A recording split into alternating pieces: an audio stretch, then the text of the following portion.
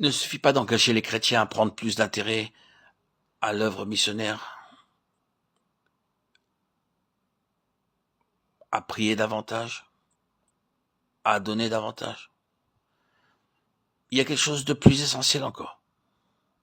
Il faut que ce soit le Saint-Esprit qui fasse revivre ce commandement du roi de gloire dans le cœur de chacun des croyants, et qu'il en fasse de nouveau le signe distinctif de toute vie chrétienne.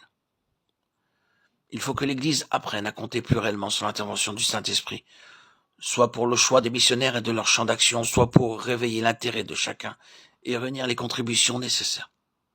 C'est dans les missions qu'on entreprend en priant et en s'attendant à l'Esprit qu'on peut être sûr de son action puissante. Qu'on ne pense pas qu'en parlant ainsi, nous voulions détourner les croyants de travailler à toute la partie pratique et matérielle des missions. Il y a beaucoup à faire, beaucoup de choses qui réclament un travail diligent. Il faut faire connaître l'œuvre des missions par des imprimés, il faut les mettre en circulation, trouver des lecteurs, il faut réunir des fonds, il faut avoir des réunions de prière, il faut que les directeurs de l'œuvre se consultent entre eux et prennent des décisions. Tout cela est nécessaire, sans doute, mais on ne s'en acquittera bien et d'une manière qui plaise au maître que dans la mesure où l'Esprit sera là.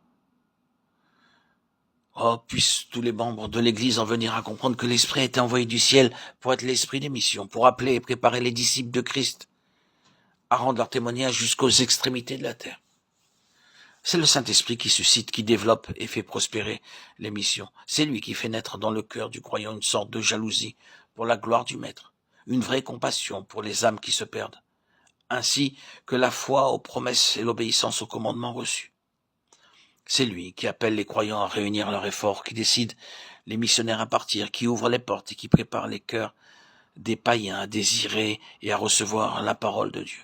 C'est lui aussi qui fait prospérer l'œuvre, qui plante la croix, là même où Satan règne et qui réunit autour d'elle les rachetés du Seigneur. Oui, les missions sont tout particulièrement l'œuvre du Saint-Esprit. Aussi nul ne peut s'attendre à être rempli du Saint-Esprit s'il n'est pas prêt à s'employer aux missions. Et aucun de ceux qui veulent travailler à l'œuvre des missions ne doit redouter sa faiblesse ou son incapacité. Car le Saint-Esprit est là pour le préparer à prendre dans cette œuvre la place que Dieu lui assignera. Que tous ceux qui prient pour les missions et qui voudraient voir un véritable esprit missionnaire dans l'Église demandent que l'Esprit ait toute liberté d'action dans chacun de ses membres, dans ses cultes et ses œuvres.